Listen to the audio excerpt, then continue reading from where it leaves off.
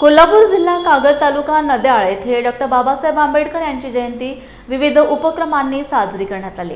बाबासाहेबांच्या कार्याचे हातात फलक घेऊन शिस्तबद्ध पद्धतीने मिरवणूक काढण्यात आली। गावातून निघालेल्या या शोभायात्रेत लोक उत्स्फूर्तपणे सहभागी झाले होते। बाबासाहेबांच्या रथाला महिलांनी मोठ्या संख्येने औक्षण व अभिवादन केले। सकाळच्या सत्रात महापुरुषांच्या प्रतिमेचे पूजन लोकनियुक्त सरपंच मनीषा कांबळे, BR कांबळे, चंद्रशेखर कोरे यांच्या हस्ते झाले। त्यानंतर जिल्हास्तरीय वक्तृत्व स्पर्धकांना स्मृतिचिन्ह देऊन गौरवण्यात आले।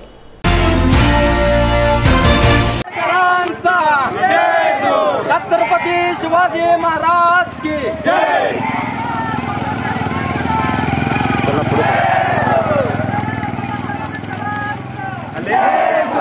पाटील एवढ्या पुढे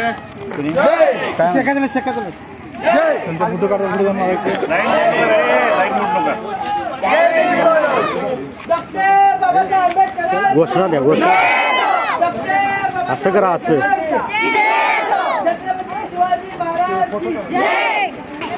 छत्रपती शिवाजी महाराज, हात वर करा, हात वर। छत्रपती शिवाजी महाराज की जय। बोला रे बोला, जय भीम बोला, बोला रे बोला, जय भीम बोला, जय भीम बोला। बाबासाहेब आंबेडकर यांच्या 134व्या जयंतीनिमित्त आम्ही जो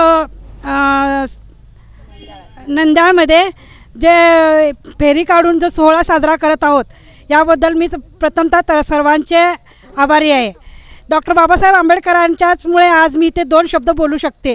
त्यांनी महिलांना जो अधिकार दिला त्या अधिकारामुळेच आज महिला सक्षम झालेल्या आहेत।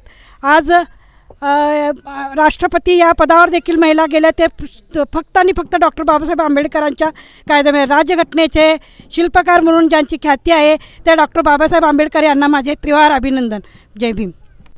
शिका, संघटित व्हा आणि संघर्ष करा अशा पद्धतीचा एक महान मंत्र बहुजन समाजाला देणारे महामानव बोधिसत्व भारतरत्न डॉक्टर बाबासाहेब आंबेडकर यांची 134वी जयंती आज या ठिकाणी मोठ्या उत्साहामध्ये साजरी होत आहे। ज्या बाबासाहेबांनी आपल्या संपूर्ण आयुष्यामध्ये स्वतः झिजले आणि आमच्यासारख्या बहुजन समाजाला सजवलं। माणूस असूनसुद्धा ज्याला पाण्याला स्पर्श करता येत नव्हता, जे पाणी जनावरं, मांजरं किंवा कुत्री पीत होती, अशा प्रकारच्या पाण्याला स्पर्श करण्याचा सुद्धा अधिकार आमच्यासारख्या बहुजन समाजाला नव्हता। तो अधिकार या बाबासाहेबांनी आपल्याला प्राप्त करून दिलेला आहे। संपूर्ण जगामध्ये जी काही आपल्या देशाची एक मोठी लोकशाही आहे ती बाबासाहेबांच्या राजघटनेमुळेच प्राप्त झालेली आहे। या राजघटनेनेच आम्हाला फार मोठे अधिकार दिलेले आहेत। त्यामुळेच मी आज या ठिकाणी चौकामध्ये उभा राहून सर्वांच्या समोर माझे विचार मांडू शकतो। मी माझे विचार लिखाणातून मांडू शकतो। माझ्यावरती झालेला अन्याय याला दाद मागण्याचा मला अधिकार प्राप्त केलेला आहे। आणि त्यामुळेच आज या देशामध्ये संपूर्ण वेगवेगळ्या जाती धर्माचे जे काही लोक आहेत ते गुण्यागोविंदाने राहत आहेत।